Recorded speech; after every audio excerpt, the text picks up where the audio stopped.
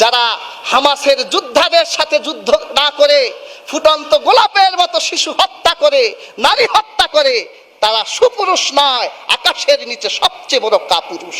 200 বর্মধারী পোশাক সৈনিক, অসংখ্য গণিত উট নিয়ে আবু জাহেল কাফেলা সাজিয়ে ফেললেন।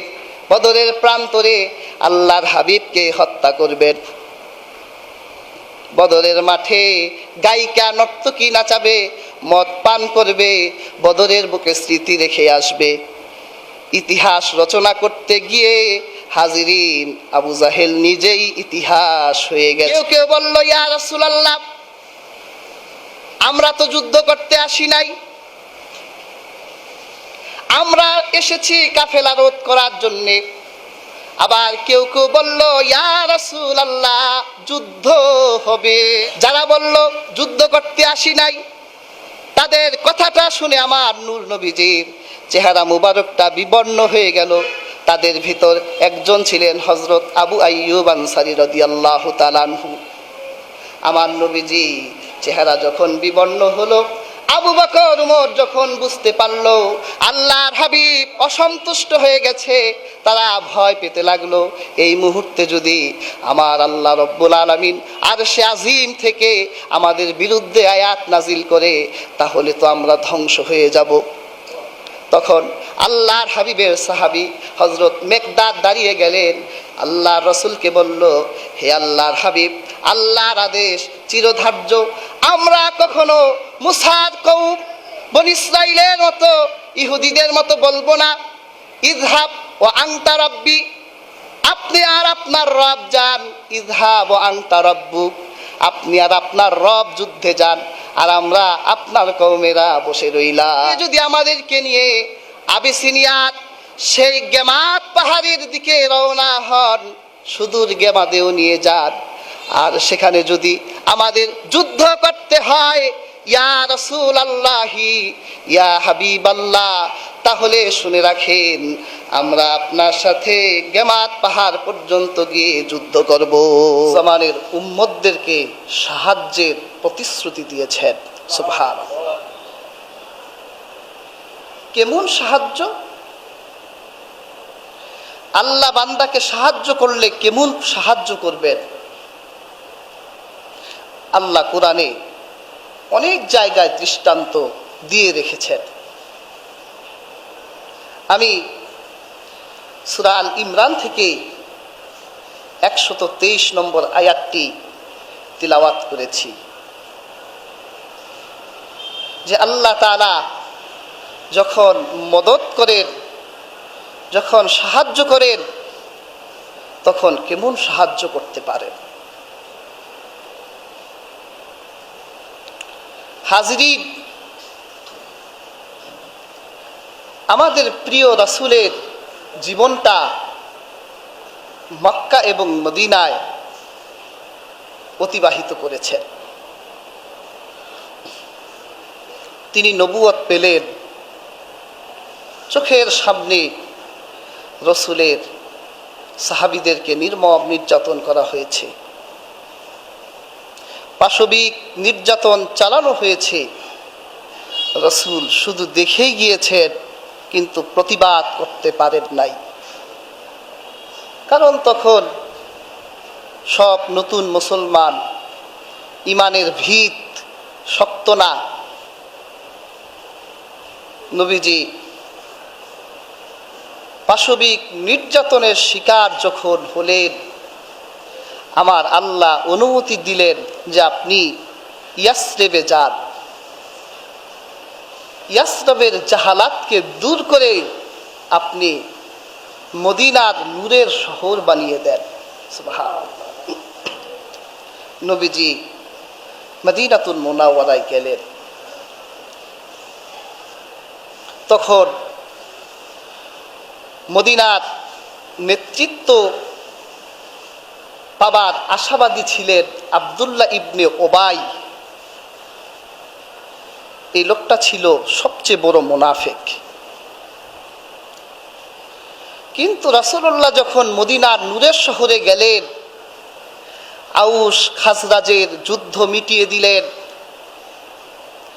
আমার হাবিবের জনপ্রিয়তা মদিনা শহরে বাড়তে লাগলো, বাড়তে লাগলো, বাড়তে লাগলো। আব্দুল্লাহ বিন উবাই দেখলেন যে মুহাম্মদ মদিনায় আসায় আমার নেতৃত্ব নষ্ট হয়ে যাচ্ছে। কোনো নেতা কি চায় যে তার জায়গায় আরেকটা নেতা বসুক? আউস খাজরাজের মানুষগুলো রাসূলুল্লাহর হাতে কালিমার দীক্ষা নিয়ে মুসলিম হতে লাগলো। উপায় না পেয়ে আব্দুল্লাহ ইবনে উবাইও রাসূলুল্লাহর হাতে ঈমান আনলেন। কিন্তু তার এই ঈমানটা হৃদয়ে ছিল না, মুখে মুখে ছিল। রাসূলুল্লাহ জনপ্রিয়তা মদিনা ছাড়িয়ে যখন মক্কার কুরাইশদের কানে গেল, ওরা তো সবাই ঈর্ষান্বিত হলো যে মুহাম্মদ যদি এভাবে দেশের পর দেশ বিজয় লাভ করতে থাকে তাহলে তো সমস্যা, মুহাম্মদের নূরের এই আলোটা নিভিয়ে দিতে হবে, একটা ফু দেওয়া দরকার। চিঠি লিখলো, আব্দুল্লাহ বিন উবাইকে বলল, কিসের নেতা হইছ? মুহাম্মদের গর্দান নামাও, আর তা যদি না করো তাহলে আমি আবু জাহেল নেতৃত্ব দিয়ে মদিনায় আসবো, মুহাম্মদেরও গর্দান নামাবো, সাথে তরটাও নামাবো। তুই থাকতে মুহাম্মদ নেতা হয় কেমনে?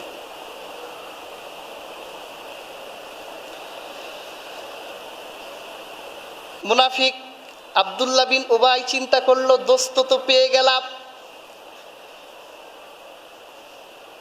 এইবার একটা জোট গঠন করা যায়।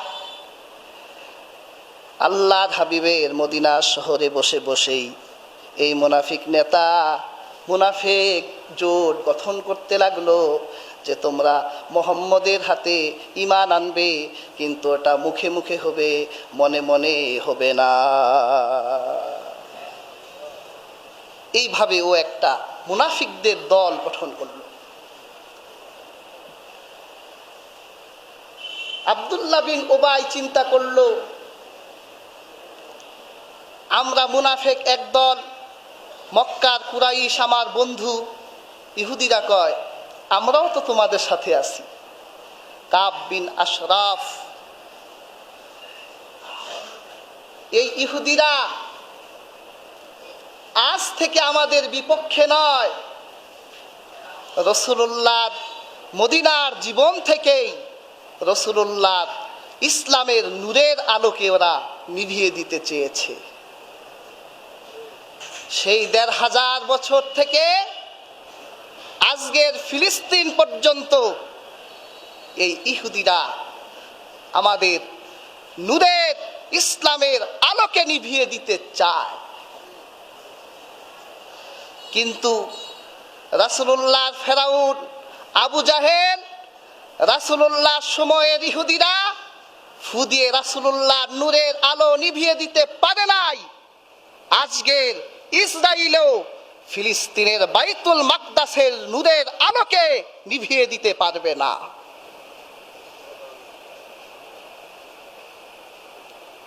ওরা যতই ষড়যন্ত্র করুক, এগুলোকে আমি কাপুরুষ বলি।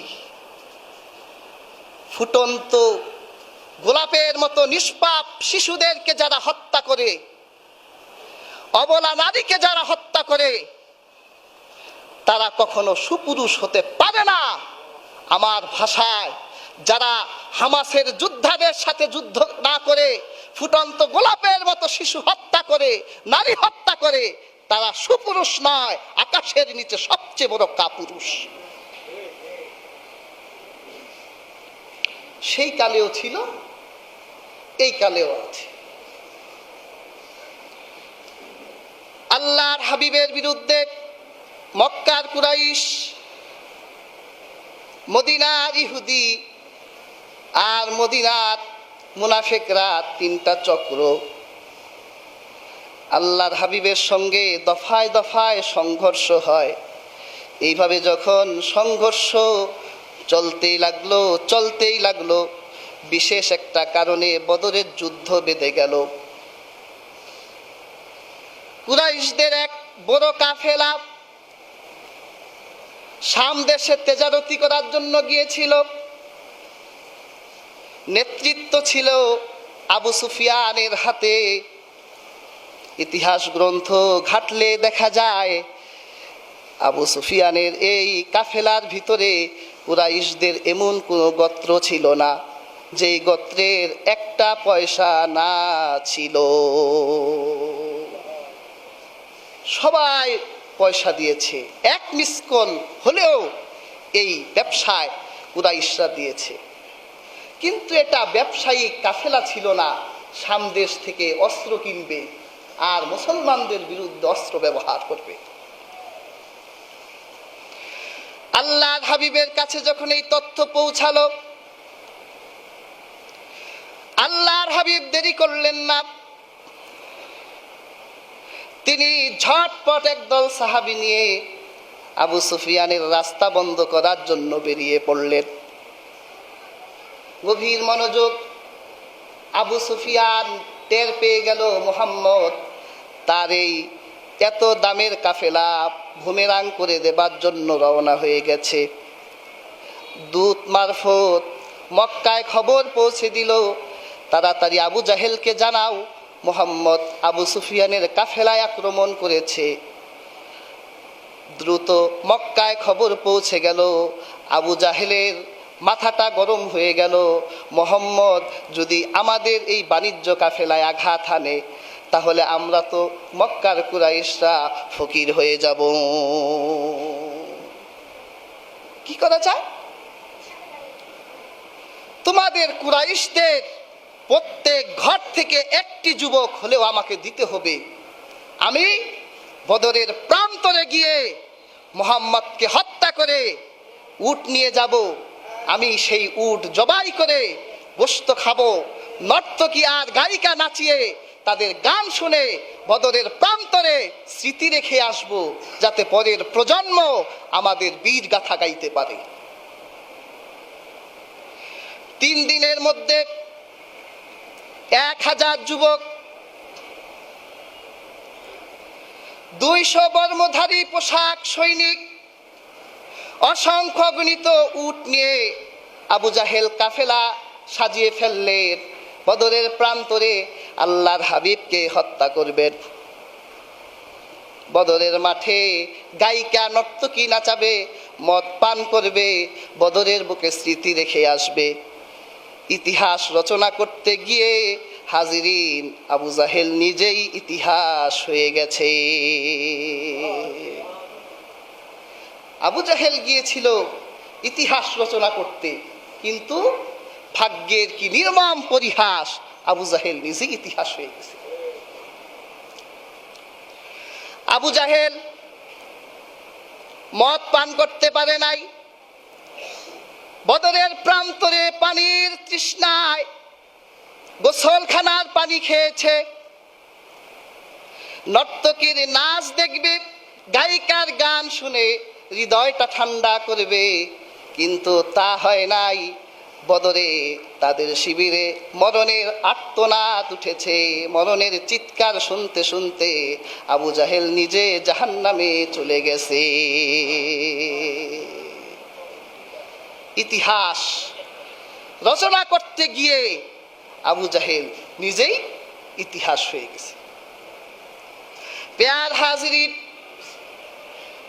এই জন্য আল্লাহ রাব্বুল আলামিন বলেন, ওয়ালা তাকুনু কাল্লাযীনা খারাজু মিন দিয়ারিহিম বাতারাও ওয়া রিআআন নাসি ওয়া ইয়াসুদ্দুনা আন সাবিলিল্লাহ ওয়াল্লাহু বিমা তা'মালুনা মুহীত।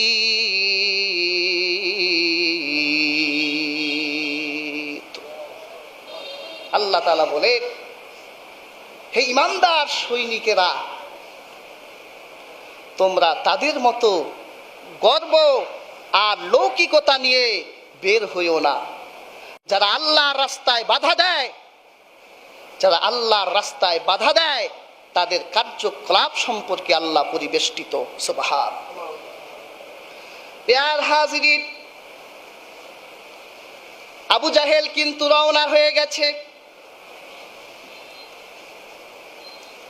খবরটা আল্লাহর হাবিবের কাছে চলে গেল, কিন্তু আল্লাহর হাবিব তো যুদ্ধ করতে যায় নাই, আবু জাহেলের কাফেলা রোধ করার জন্য গিয়েছিল। আমার নূর নবীজি চিন্তা করলো, এই মুহূর্তে যদি আমি পৃষ্ঠ প্রদর্শন করে মদিনায় চলে যাই, তাহলে আমাকে কাপুরুষ মনে করবে। আল্লাহর রসুলের যেই কয়জন সাহাবী ছিলেন তাদেরকে নিয়ে বৈঠকে বসলেন। কেউ কেউ বলল, ইয়া রাসূলুল্লাহ, আমরা তো যুদ্ধ করতে আসি নাই, আমরা এসেছি কাফেলা রোধ করার জন্যে। আবার কেউ কেউ বলল, ইয়া রাসূলুল্লাহ, যুদ্ধ হবে। যারা বলল যুদ্ধ করতে আসি নাই, তাদের কথাটা শুনে আমার নূর নবীজির চেহারা মুবারকটা বিবর্ণ হয়ে গেল। তাদের ভিতর একজন ছিলেন হযরত আবু আইয়ুব আনসারী রাদিয়াল্লাহু তাআলা আনহু।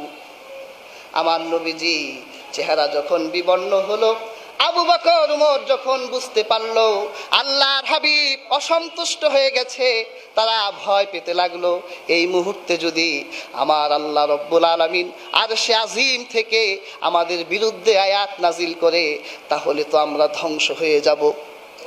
তখন আল্লাহর হাবিবের সাহাবী হযরত মেকদাদ দাঁড়িয়ে গেলেন, আল্লাহর রসুলকে বলল, হে আল্লাহর হাবিব, আল্লাহর আদেশ চিরধার্য, আমরা কখনো মুসার কওম বনী ইসরাইলের মতো ইহুদিদের মতো বলবো না, ইযহাব ওয়া আনতা রাব্বি, আপনি আর আপনার রব যান, ইযহাব ওয়া আনতা রাব্বুক, আপনি আর আপনার রব যুদ্ধে যান, আর আমরা আপনার কওমেরা বসে রইলাম। মুসা আলাইহিস সালাম তার কওমকে বলছিল, চলো আমরা যুদ্ধে যাই, কিন্তু কওম কি বলল, এত মানুষ, আমরা তো ওখানে যুদ্ধে যেতেই পারবো না, আপনি আর আপনার আল্লাহ দুইজনে গিয়ে যুদ্ধ করেন।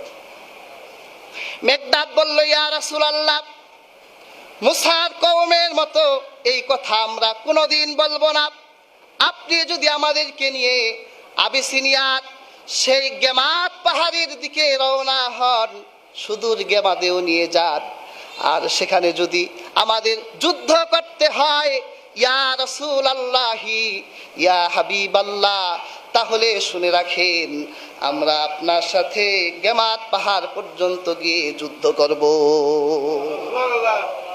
বুখারীর বর্ণনায় এসেছে, হযরত মেকদাদ বললেন, ওয়ালাকিন্না নুকাতিলু আন ইয়ামিনিকা ওয়া আন শিমালিকা ওয়া ইয়াদাইকা ওয়া খালফাক, হে আল্লাহর হাবিব, আপনি যদি আমাদেরকে আবিসিনিয়ার মতো দূর প্রান্তে নিয়ে যান, তাহলে আমরা আপনার সামনে, আপনার পেছনে, আপনার ডানে, আপনার বামে দাঁড়িয়ে দাঁড়িয়ে যুদ্ধ করব।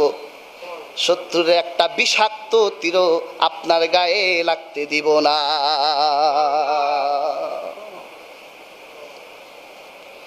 আল্লাহর হাবিবের সাহাবী হযরত সাদ বিন মুআজ দাঁড়াই গেলেন, ইয়া রাসূলুল্লাহি, ইয়া হাবিবাল্লাহ,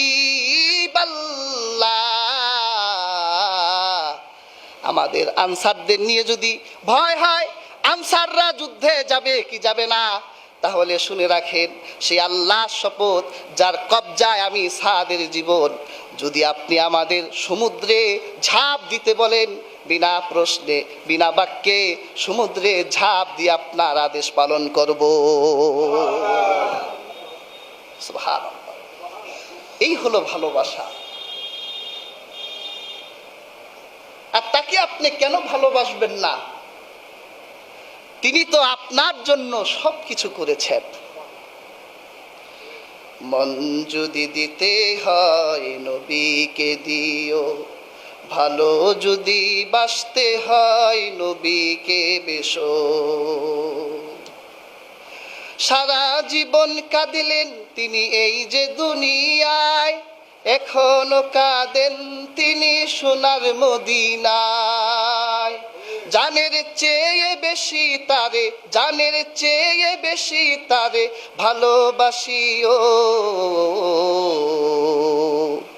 মন যদি দিতে হয় নবীকে দিও, ভালো যদি বাসতে হয় নবীকে বেশো।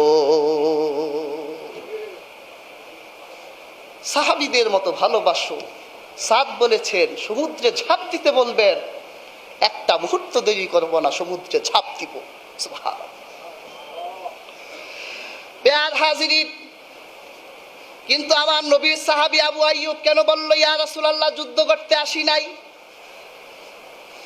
কারণ সে ভয় পেয়ে গিয়েছিল আমরা মুসলমান, সংখ্যায় কম, কাফেরের সংখ্যা বেশি, আমাদের অস্ত্র কম, কাফেরের অস্ত্র বেশি, আমাদের উট কম, কাফেরের উট বেশি, আমাদের ঘোড়া কম, কাফেরের ঘোড়া বেশি। কিন্তু আবু আইয়ুব তো জানে না যুদ্ধের জয় পরাজয় অস্ত্র দিয়ে হয় না, যুদ্ধের জয় পরাজয় সংখ্যা দিয়ে হয় না, যুদ্ধের জয় পরাজয় হয় আমার আল্লাহর দয়া। আমার আল্লাহর মদদ লাগে। আল্লাহর মদদ যখন পাবে সংখ্যা লাগবে না, অস্ত্র লাগবে না। আফগানিস্তানের কি অস্ত্র ছিল? আমেরিকা 50টি বছর পর্যন্ত আফগানে অবলা সবলা নারীদেরকে হত্যা করেছে, নিষ্পাপ শিশু হত্যা করেছে। সেই আমেরিকার মতো সুপার পাওয়ার অস্ত্রগুলোকে আফগানের মৌলবীরা ডিফেন্স করেছে, অস্ত্র দিয়ে নয়, ইমানের শক্তিতে, ইমানের বলে। আমার আল্লাহর প্রতি অবিচল থাকার কারণে আল্লাহ রব্বুল আলামিন আকাশ থেকে তাদের জন্য জয় নির্ণয় করে দিয়েছে। কাজেই ইসরায়েলের কি আছে না আছে দেখার দরকার নাই। যখন ইমানের বলে বলিয়ান হবেন, নিজের পক্ষে মুনাফিক যখন মাইনাস হবে, একটা হুঙ্কার আসবে, দেখবেন আরেকটা সালাউদ্দিন আইয়ুবীর জন্ম হয়েছে। আবার বাইতুল মাকদাসে সকল দরজা জানালা খুলে আমার আল্লাহর কুদরতের পায়ে সাজদা দিবে, বাধা দেওয়ার কেউ থাকবে না, গুলি করার কেউ থাকবে না। একটা সালাউদ্দিন আইয়ুবীর দরকার, আর আমার আল্লাহর প্রতি অবিচল আর ইমানের হালাওয়া, ইমানের পাওয়ার, ইমানের মজবুতি যখন হৃদয়ে ধারণ হবে, দুনিয়ার সব পরাশক্তি ধরা শক্তিতে পরিণত হবে। হাজিরিন, আল্লাহ রাসূল সাল্লাল্লাহু আলাইহি সাল্লাম এই দুইজন সাহাবীর কথা শুনে এত খুশি হলেন, আকাশে হাত তুলে দুইজনের জন্য দোয়া করলেন। সুবহানাল্লাহ। প্রিয় হাজিরিন, আবু জাহেল রওনা হয়ে গেছে বদরের দিকে। আল্লাহর হাবিব রাসূল করিম সাল্লাল্লাহু আলাইহি ওয়াসাল্লাম সৈনিক সাজালেন নিজের শিবিরে 313 জন। আল্লাহর হাবিব নিজের শিবিরে মাত্র 2টা ঘোড়া, 70টা উট নিয়ে রাসূলুল্লাহ রওনা হয়ে গেলেন বদরের দিকে। অবশেষে আল্লাহর হাবিব সাল্লাল্লাহু আলাইহি ওয়াসাল্লাম বদরের প্রান্তরে পৌঁছে গেলেন। গিয়ে দেখলেন বদরের প্রান্তরে আবু জাহেলেরা খেমা তৈরি করেছে। আগেই এসে গেছে, আগে এসে কোন জায়গায় তাঁবু তৈরি করছে, যেই জায়গা থেকে যুদ্ধ করা সুবিধা হবে। কিন্তু রাসূলুল্লাহ গিয়ে দেখলেন যে তিনি যেখান থেকে তাদেরকে ডিফেন্স করবে ওই জায়গাটার বালুগুলো খুব নরম, আর কাফেরেরা এমন জায়গায় দাঁড়িয়েছে ওই জায়গার মাটিগুলি খুব শক্ত। আল্লাহর হাবিব খাবারের পানি নাই, পবিত্র হবার জন্য পানি নাই। সাহাবায়ে কেরাম এমনি বিশাল দূর পথ অতিক্রম করে ক্লান্ত শরীরে এসে দেখলেন পানি নাই, পবিত্র হবার জন্য পানি নাই। সাহাবীরা সবার মনে যখন জল্পনা কল্পনা উঠতে লাগলো, শয়তান সবার হৃদয়ে বাসা বাঁধলো, সবাইকে ধোঁকা দিতে লাগলো যে তোমরা কেমন নবীর সাথে যুদ্ধ করতে এসেছো? তোমাদের নবী, তোমাদের আল্লাহ তোমাদের যুদ্ধ করার জন্য ভালো কোনো জায়গার ব্যবস্থা করলো না। তোমরা এখন পানি পাবা কই, আর তোমরা পবিত্র হবা কিভাবে? কাফেরদের কাছে পানি, তারা তো তোমাদেরকে খুব ভালোভাবে আপ্যায়ন করে দিবে। আমার আল্লাহ রাব্বুল আলামিন বুঝতে পারলেন, আল্লাহ তাআলা আয়াত নাজিল করলেন, ইয ইউগাশশিকুম ইউগাশশিকুমুন নুআসা আমানাতাম মিনহু وينزل عليكم من السماء ماء ليطهركم به ويذهب عنكم رجز الشيطان وليربط على قلوبكم ويثبت به الأقدام আল্লাহ রাব্বুল আলামিন বললেন, তোমরা যদি আমি আল্লাহর প্রতি রাজি থাকো, খুশি থাকো, তাহলে আমি রাতে তোমাদের জন্য আরামের ঘুম দিব। আমি তোমাদের জন্য আকাশ থেকে এমন পানি বর্ষণ করব যে পানি দিয়ে তোমরা পবিত্রতা অর্জন করবে, আর তোমাদের হৃদয় থেকে শয়তানের ওয়াসওয়াসা দূর করে দিব, তোমাদের হৃদয়কে সুদৃঢ় করব, আর তোমাদের পায়ের নিচের মাটিকে আমি আল্লাহ শক্ত করে দেব। তাই হলো সাহাবীদের চোখে আল্লাহ ক্লান্তির ঘুম এনে দিলেন, সমস্ত সাহাবারা ঘুমাই গেলেন। আল্লাহ আকাশ থেকে মুষলধারে বৃষ্টি প্রেরণ করলেন, নরম মাটি শক্ত হয়ে গেল, আর কাফেরের মাটি পিছল হয়ে গেল। আমার আল্লাহর কৌশল কেমন! আল্লাহ একজনের সুবিধা অসুবিধা বানাই দিতে পারে, আবার আল্লাহ একজনের অসুবিধা সুবিধা বানাই দিতে পারে। আল্লাহ আকাশের মেঘ দিয়ে মুমিনের পায়ের নিচের মাটিকে শক্ত করে দিলেন, আর কাফেরের মাটিকে আল্লাহ পিছল বানাই দিলেন। এখন আবু জাহেলরা বলে, হায় হায়, কি হলো, কিভাবে যুদ্ধ করব, মাটি তো পিছল হয়ে গেছে। আর সাহাবীরা আল্লাহ শুকরিয়া আদায় করে, আল্লাহ আমাদের নরম মাটিকে শক্ত বানাই দিয়েছে।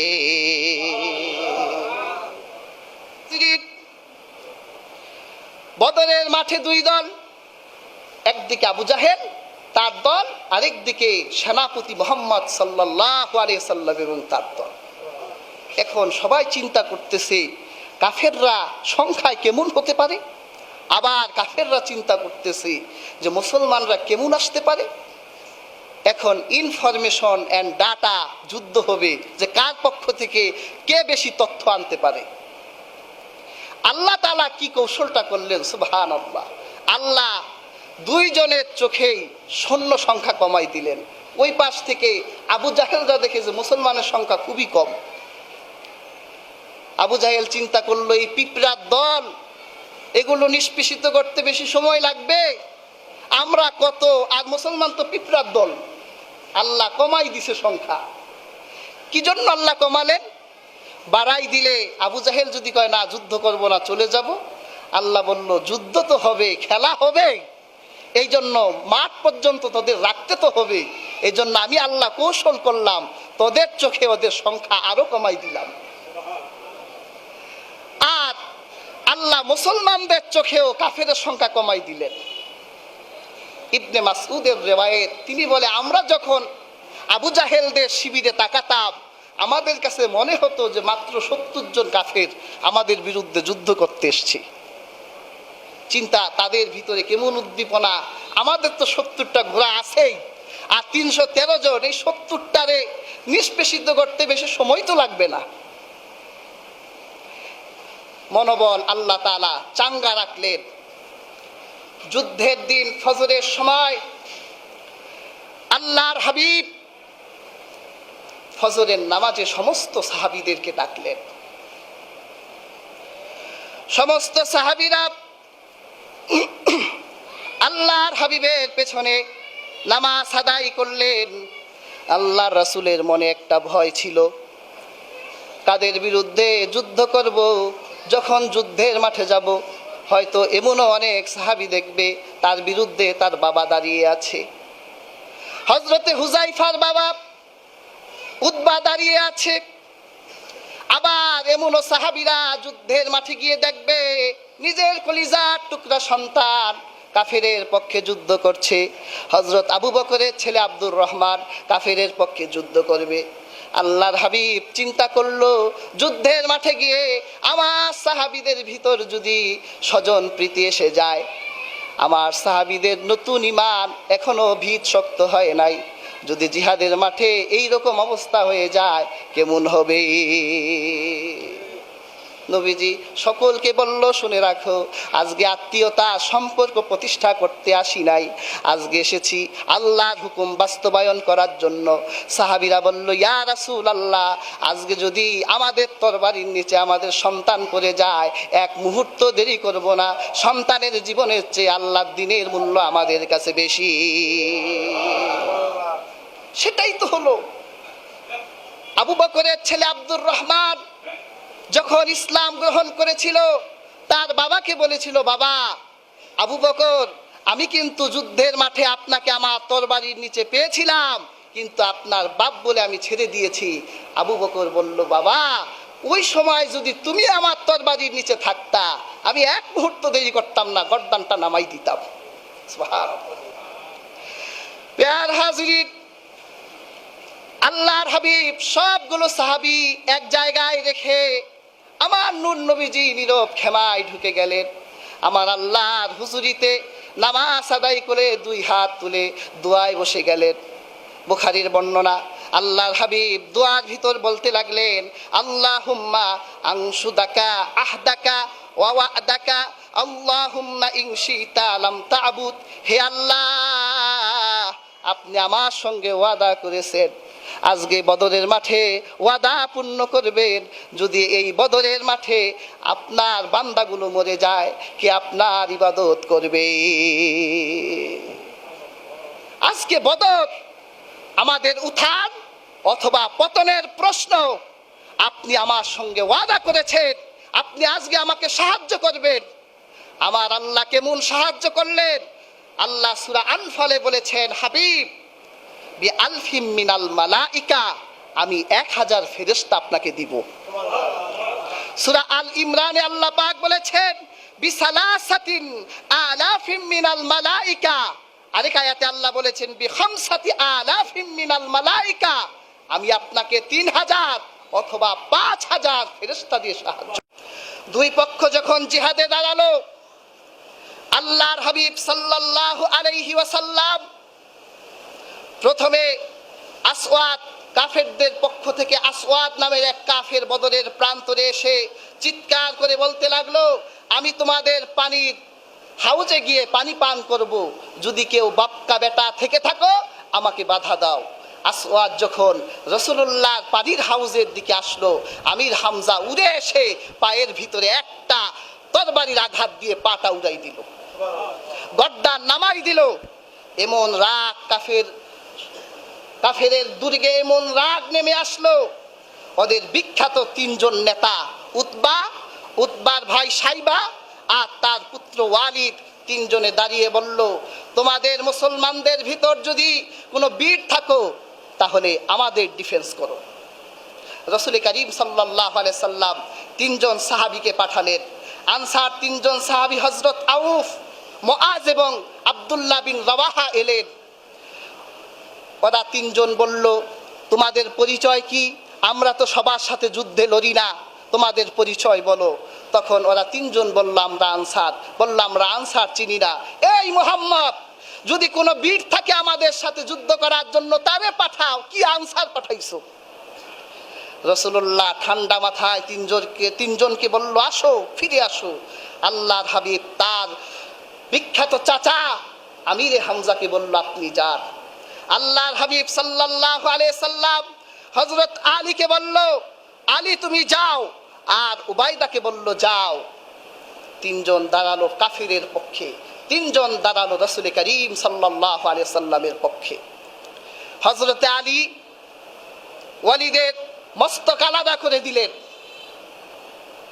হযরত হামজা, উতবার মস্তক আলাদা করে দিলেন। কিন্তু সাইবা রাসূলের সাহাবী হযরত উবাইদার উপর আক্রমণ করে বসলো। এরপর এমন সংঘর্ষ লাগলো সেই যুদ্ধে, আল্লাহর ফেরেশতারা আকাশ থেকে এমন ভাবে নামলো, বদরের যুদ্ধে ফেরেশতাদের চিহ্ন ছিল, তাদের শরীরের পোশাক ছিল সাদা আর পাগড়ি ছিল সবুজ। এমন সাহায্য এলো। পেয়ার হাজিরিন, ফেরেশতারা কিন্তু একটা কাফেরও হত্যা করে নাই। আল্লাহ ফেরেশতাদেরকে নির্দেশ দিয়েছেন। আল্লাহ পাক বলেছেন, ফেরেশতারা তোমরা তোমাদের কাজ হলো যে তোমরা ফাদরিবু ফাওকাল আনাক ওয়াদরিবু মিনহুম কুল্লা বানান, তোমরা শুধুমাত্র কাফেরের গলায় একটা আঘাত দিবা, শরীরটা নিস্তেজ হবে, আর তাদের জোড়ায় জোড়ায় আঘাত দিবা, বাকি কাজ মুসলমানরা করবে। এমন কাজ হলো। এক আনসারী বলেন, আমি যুদ্ধ করছিলাম, একটা কাফেরের পেছনে দৌড়াচ্ছিলাম, হঠাৎ করে দেখলাম অশ্বের আওয়াজ, চাবুকের আওয়াজ, তাকাই দেখলাম কাফেরটা উল্টে গেছে, শরীরে চাবুকের দাগ। আল্লাহ রসুল বলল, তুমি সত্য বলেছ।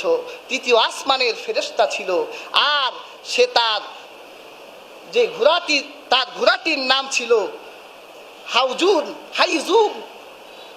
বলল যে সে যখন ডাক দিয়েছিল হে হাইজুম, ওই ঘোড়াটা ছিল হযরত জিবরিল আলাইহিস সালামের ঘোড়া।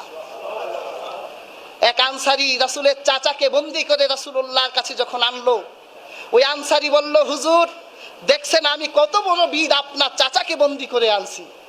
হযরত আব্বাস বলল, বেটা মিথ্যা কথা বলিস, আমাকে বন্দী করেছে সাদা কালো একটা ঘোড়ায় পরিহিত এক ব্যক্তি, সে আমাকে বন্দী করছে, তুমি আমাকে বন্দী করছো নাকি? তখন রাসূল কারীম সাল্লাল্লাহু আলাইহি সাল্লাম ওই সাহাবীকে বলল, না, তোমাকে বন্দী করেছে আসমানের ফেরেশতারা, আর আমার এই সাহাবী সাহায্য প্রাপ্ত হয়েছে। এইভাবে পেয়ার হাজরিন, বদরের প্রান্তরে আল্লাহর মদদ আসলো। সাহাবায়ে কেরাম এমন ভাবে তারা যুদ্ধ করলো, এক নিমিষের মধ্যে আল্লাহ সুবহানাহু ওয়া তাআলা বদরে মুসলমানদের মহা বিজয় দান করলেন। পেয়ার হাজরিন, সর্বশেষ কথা বলছি, বদরের সবচেয়ে বড় নেতা আবু জাহেল কিভাবে মরল? আবু জাহেল তো বলেছিল মদ পান করবে, উটের গোশত খাবে, নর্তকী নাচাবে, গায়িকার গান শুনবে, বদরের স্মৃতি রেখে তারপর মক্কায় ফিরবে। আল্লাহ বলল, না রে আবু জাহেল, তুই তো মক্কা থেকে একবারে বিদায় নিয়ে এসেছিস, তোর মৃত্যু আমি কোনো বীরের হাতে দিব না। বদর প্রান্তরে আব্দুর রহমান বিন আউফের বর্ণনা, তিনি বলেন, আমি যখন বদরের প্রান্তরে দাঁড়িয়েছিলাম, হঠাৎ করে দুইটা বাচ্চা ছেলে আমার কাছে এসে বলল, চাচা এখানে আবু জাহেল কোনটা? হযরত আব্দুর রহমান বিন আউফ বলল, বাবা আবু জাহেলকে খোঁজো কেন? চাচা আপনি তো জানেন না, আবু জাহেল আমার প্রিয় নবীকে গালিগালাজ করে, আমার নবীর কুৎসা রটনা করে, আমার মা বলেছে আবু জাহেলকে না মারা পর্যন্ত আমরা যাতে ঘরে না যাই। আমার মা যুদ্ধে আসতে চেয়েছিল, নারী হওয়ার কারণে যুদ্ধে আসতে পারে নাই। আমার বাবা না থাকার কারণে বদরের প্রান্তরে আমার মায়ের ঘর থেকে একটা সৈনিক আসতে পারবে না, এটা আমার মা বরদাস্ত করতে পারে নাই। এই জন্য আমাদের মতো নিষ্পাপ বাচ্চাদেরকে বলছে, বাবা তোমরা কি বদরের প্রান্তরে আমার নবীর উপকারের জন্য যেতে পারবে? আব্দুর রহমান বিন আউফ বলল, ওই যে দেখো ঘোড়ায় বসা ওই লোকটা আবু জাহেল। এক বাচ্চার নাম মুআজ, আরেক বাচ্চার নাম মুআওয়াজ। এই দুই বাচ্চা আবু জাহেলকে তাক করে রাখলো, কোথায় তাকে পাওয়া যায়। যখন আবু জাহেলের কাছে চলে গেল, বড় ভাই মুআজ আবু জাহেলকে লক্ষ্য করে তরবারির আঘাত হানলেন। আবু জাহেলের ছেলে ইকরামা এসে হযরত মুআজের এক হাতে একটা তরবারির আঘাত দিয়ে তার হাতটা ঝুলাই দিল। হযরত মুআজ নিজে বর্ণনা করেছেন, যখন আমার হাত ঝুলছিল আর আবু জাহেলকে আক্রমণ করার জন্য পূর্ণ শক্তি পাচ্ছিলাম না, তখন আমার ওই হাতটা পায়ের নিচে রেখে টান দিয়ে ছিঁড়ে ফেলেছি। একটা টান দিয়ে ছিঁড়ে এরপর আমি আবু জাহেলকে জন্মের মতো মারলাম। মারার পর আমাদের হৃদয় ক্ষান্ত হলো। বদরের যুদ্ধ যখন সমাপ্ত হলো, বুখারীর বর্ণনা, আল্লাহর হাবিব সাল্লাল্লাহু আলাইহি ওয়াসাল্লাম বললেন, মান ইয়ানজুরু মা ফাআলা আবু জাহলি, তোমাদের ভিতরে কে আছে যে আবু জাহেলের সংবাদ আমাকে এনে দিতে পারো? বুখারীর বর্ণনা, আব্দুল্লাহ বিন মাসউদ বলল, হে আল্লাহর রাসূল, আমি খুঁজতে খুঁজতে থাকি, দেখি আমি আবু জাহেলকে পাই কিনা। রাসূলুল্লাহ বলল, যাও। আব্দুল্লাহ বিন মাসউদ যখন সেই বদরের প্রান্তরে আবু জাহেলকে খুঁজতে লাগলেন, তিনি দেখলেন ফাওয়াজাদাহু দরাবাহু ইবনা আফরা। তিনি বলেন, আমি দেখতে পেলাম আফরা দুইটা পুত্র আবু জাহেলকে জন্মের তরে বদরের প্রান্তরে শুয়াই দিছে। হলকুমে তখনও জীবনটা আছে। আমি জিজ্ঞাসা করলাম, তুমি আবু জাহেল? আবু জাহেল বলল, হ্যাঁ আমি আবু জাহেল। তাহলে বলো, তোমার এত দম্ভ কোথায় গেল? তোমার এত উপাস্য তারা কোথায় গেল? তোমার এত সেনাবাহিনী তারা কোথায় গেল? আবু জাহেল বদরের প্রান্তরে এখনো ঠান্ডা হয় নাই। সে ইবনে মাসউদের দিকে তাকিয়ে বলল, বেটা, আমি হলাম কুরাইশদের শ্রেষ্ঠ মর্যাদাবান, যদি পারস তাহলে আমাকে হত্যা কর, আমি মর্যাদার সাথে পৃথিবী থেকে বিদায় নিব। তোরা গর্ব করতে পারবি যে আবু জাহেলের মতো মর্যাদাবান ব্যক্তিকে হত্যা করেছি। শেষ পর্যন্ত এই আবু জাহেল আল্লাহর হাবিবের ইসলামের চরম তলে স্বীকারোক্তি প্রকাশ করে নাই। কেন করে নাই? যাদের নসিবে আল্লাহ হেদায়েত রাখে না, তারা কিয়ামত পর্যন্ত তারা বদনসিব, দুর্ভাগ্যবান হয়ে থাকে। তাদের ভাগ্যে আল্লাহর পক্ষ থেকে কল্যাণ আর বারাকা আসে না। প্রিয় হাজরিন, আজকে আপনাদেরকে বদরের এই আলোচনাটা এই জন্য শোনালাম, এই বদর থেকে আমাদের শিক্ষা নেওয়ার আছে। আমরা সংখ্যায় কম হলেও যদি আমরা আল্লাহর সন্তুষ্টি অর্জন করতে পারি, তাহলে অস্ত্র নয়, সংখ্যা নয়, আল্লাহর পক্ষ থেকেই বিজয় আসবে ইনশাআল্লাহ। আরেকটা বদর ফিলিস্তিনের বুকে কায়েম হবে, আবার আল্লাহ আমাদের ফিলিস্তিন আমাদের হাতেই তুলে দিবে। আল্লাহ তাআলা আমাদের প্রত্যেককে হিম্মত, সাহস, ভেতর থেকে নেফাক দূর করার হিম্মত দান করুক। যারা সুন্নত পড়েননি সুন্নত পড়ুন।